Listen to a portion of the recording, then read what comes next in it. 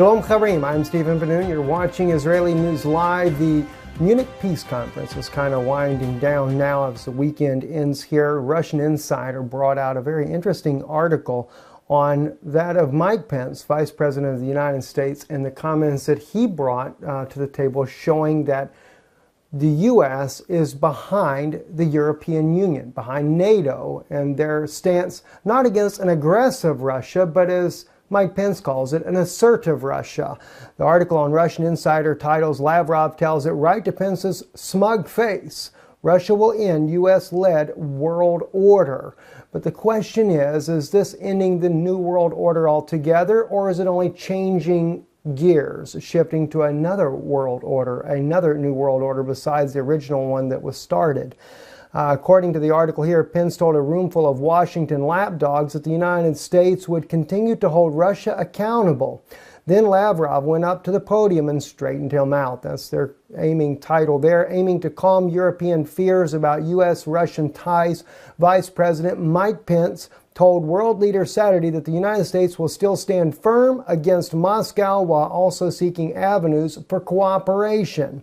This is the opening line to CNN's report about the predictable saber rattling that took place at Munich Security Conference on Saturday. But Sergei Lavrov, when he stepped up, he continued to dominate this particular weekend's Munich Security Conference that is going on with this statement that he spoke back in response to Vice President Pence, making it quite clear what Russia felt in their response to Vice President Pence. Lavrov said that the time when the West called the shots was over, and dismissing NATO as a relic of the Cold War. He added, I hope that the world will choose a democratic world order, a post-West one, in which each country is defined by its sovereignty. Lavrov said Moscow wanted to build relations with Washington, which would be pragmatic, with mutual respect and acknowledgement of our responsibility for global stability.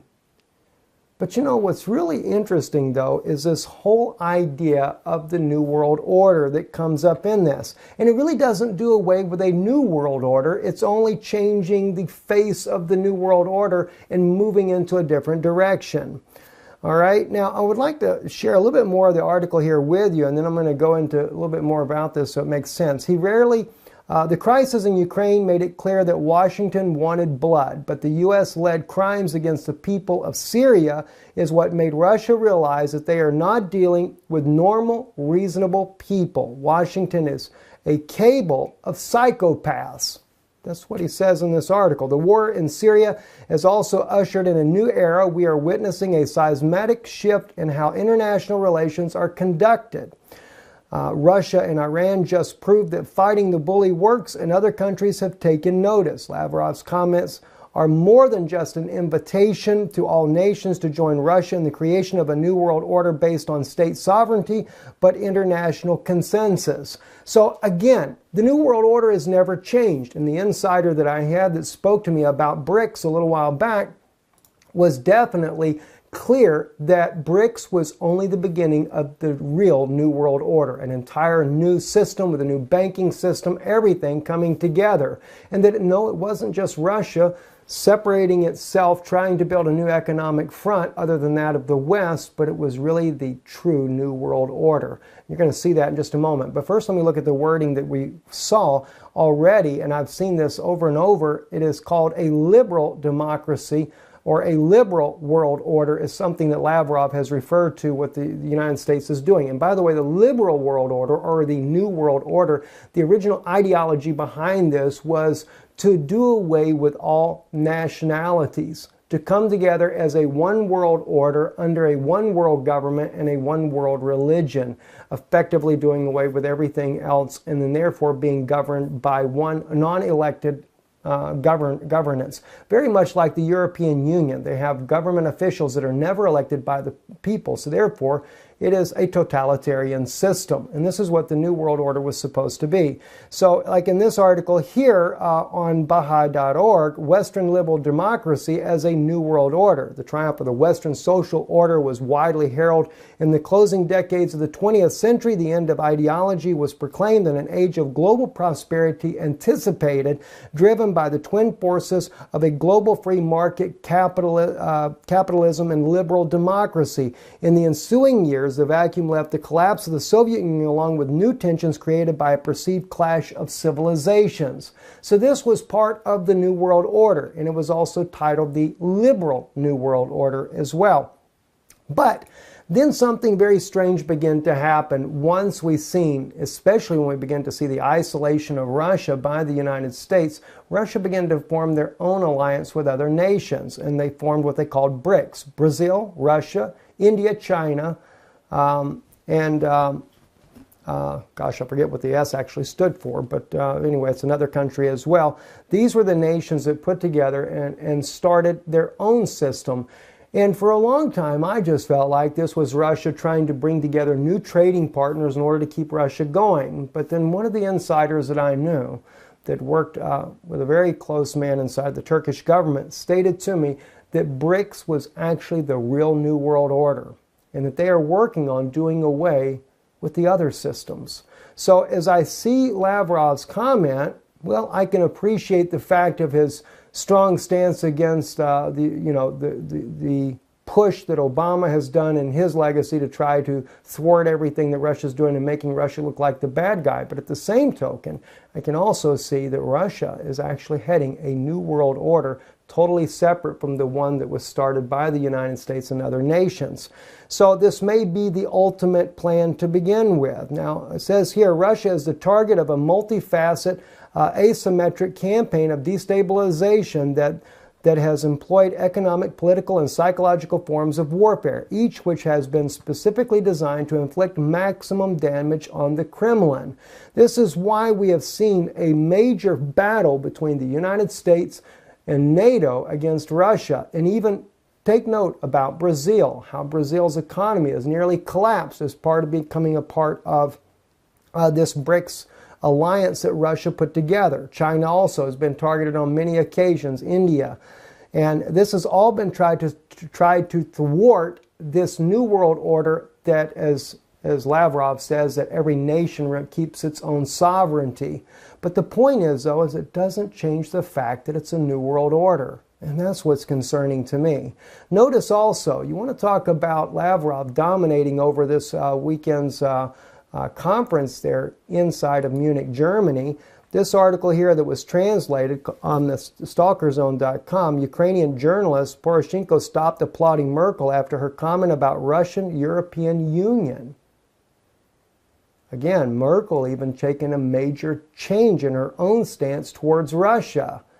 Now that they see that Donald Trump is actually trying to back off on the threats against Russia and Russia being the bad enemy and stuff, and of course it may be that President Trump is working with Russia to go along with the new world order that's in the new direction. Or perhaps maybe it was never a new direction. Maybe this is what will actually replace all the global currencies that we have today. The IMF, that is, who regulates who's the #1 currency running the world's economy, which generally is the US dollar. Maybe this is the preparation for when there is an economic collapse, that this will be the new system that takes over. So I'm very concerned about it. But watch what happened in this meeting here this weekend, what Angela Merkel was brought out about her. The German Chancellor, Angela Merkel, speaking at the Munich Security Conference, called the war in Donbass an internal Ukrainian conflict, reported the Ukrainian journalist Yuri Dudkin on his Facebook page. And that's him pictured right there on your screen. Now that kind of blew me away, because Merkel has always, as long as Obama was in power, always referred to this as the Russian aggression, never an internal conflict. What made that change? Now, this is what he actually writes. The Ukrainian journalist writes here, right now in Munich, Frau Merkel called the war in Donbass an internal political conflict in Ukraine. No Russian troops, but only Russian support of separatists. The German chancellor broke the mold of Ukro propaganda, but they do not give up. Now on all the channels, they misinterpret the Bundeskanzlerin speech in the most sophisticated manner. Also, he added in the comments to posts, sitting in the hall and listening to Merkel, Petro Poroshenko even stopped to applaud, having heard from her lips about the union of Europe and Russia from Vladivostok to Lisbon. Answering the questions of journalists after her speech, the German chancellor urged not to bury the Minsk agreements. We didn't succeed to establish a ceasefire more than 3-4 days. So from a formal point of view, we can't begin to political process now. But as we are reasonable people, Ukraine declared its readiness to begin parallel work. That's why various contact and work groups were created. I call not to speak about failures, but concentrate on ensuring success, declared Merkel. Nothing would be better if we could fight along with Russia against Islamic terrorism and have normal economic relations. Work on a free trade zone from Vladivostok to Lisbon. But we can't betray principles of territorial integrity. That's why we need a political decision, and I'm ready to give it much time and effort, added the German chancellor. That's a complete about-face, 100%. No more Russian aggression, but much like that of President Trump, now Merkel is starting to take the same stance that Donald Trump did. And that was trying to work with Russia. After all, if you remember, Merkel was one of the ones that did not want to go along with this sanctions against Russia. But the Obama administration kind of forced her hand in doing so. And then, of course, the strange downing of the German plane that killed all these youths over the French Alps. What was that all about? A lot of conspiracy going on about the downing of that plane, and was it actually a message sent to Merkel that if she didn't go along with the sanctions, then there would be consequences to be had? Well, Merkel, after the downing of that plane, if you ever watched the political side of all this, that's when she really came on board putting sanctions against Russia. But had nothing to do with that, did it? It was only pressure. And now Petro Poroshenko is finding himself more and more at odds with even the European Union members not being so supportive of his war against Ukraine. At this meeting, though, there was an agreement for a ceasefire, or not so much a ceasefire, but a pulling back of the heavy equipment, heavy arms fighting on the contact line around Donetsk. But it didn't mean that Poroshenko is not trying to gain territory in the process today and yesterday, as he launched an offensive 3 different directions on Donetsk already. So he is definitely trying to take back East Ukraine.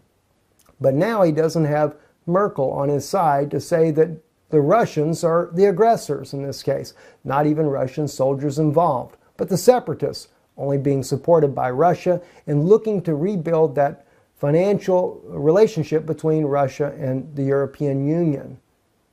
Maybe there is a new world order with new ideals behind it. Not that I support any kind of new world order, period. To me, it's nothing but a global dominance, and the Pope of Rome will no doubt still run all of it. Also, another news already happened. Lorenzo on his Twitter account shared this particular image, very shocking image of a bomb that went off near Deir el-Zor, and it is a monstrosity of a bomb. Some people actually noted on there it looked more like a weather phenomenon than a bomb, but it is a bomb, and it is alleged that the U.S.-led coalition did the airstrike that caused this massive explosion. I actually could not help but wonder if it was not a tactical nuke. If you look at some of the footages here, this was done inside of Ukraine near the airport of the Donetsk region back there in 2014. And just to kind of give you an idea, look at the plumes of smoke that were coming up in these images here. Unbelievable, but of course once it was 2 different bombs that went off here. They were even suggesting then in Ukraine that this was possibly a tactical nuke that was being used. You can see in the video footage here, you're going to have a second one. One's already gone off, creating this plume of smoke that is just towering all the way up to the sky. Then a second one will go off as well. lower the volume on this. You'll actually hear it go off after the sound wave carries out. But imagine in the picture we see in Deir el-Zor the same type of thing, and then as these plumes of smoke go up, covering such a vast area. So no doubt it's definitely not a phenomena of the weather, but it is indeed some type of explosion that went on. And that, again, happened in Ukraine in 2014 near the Donetsk airport. So as we say, we look at this right here, you cannot help but wonder if it wasn't possibly tactical nukes being used, a small nuclear device being detonated inside the ground. Have no idea, but nonetheless is very large. The Syrian military also has reported about this. They've actually suggested other possibilities of the type bomb that was used. But a little bit over my head there. As we close in our news, I'd like to just share with you a bit of good news from the Huffington Post there. There's a small city setting aside 1,000 acres for bees and butterflies. That's happening in Cedar Rapids. Will prepare for the first 188 acres in ensued public land for habitat conservation with pesticide-free havens filled with native prairie grasses and wildflowers. It's actually being done for butterflies and bees, but as it states in the article here, no doubt many mammal life will enjoy such a habitat free of pesticides and other type things. The plan is to expand it to 1,000 acres near Cedar Rapids there. I think it's an awesome thing to have happen, and I think it's a good thing to end on a bit of good news here on Israeli News Live. I'm Stephen Ben-Nun. You're watching here, Israeli News Live.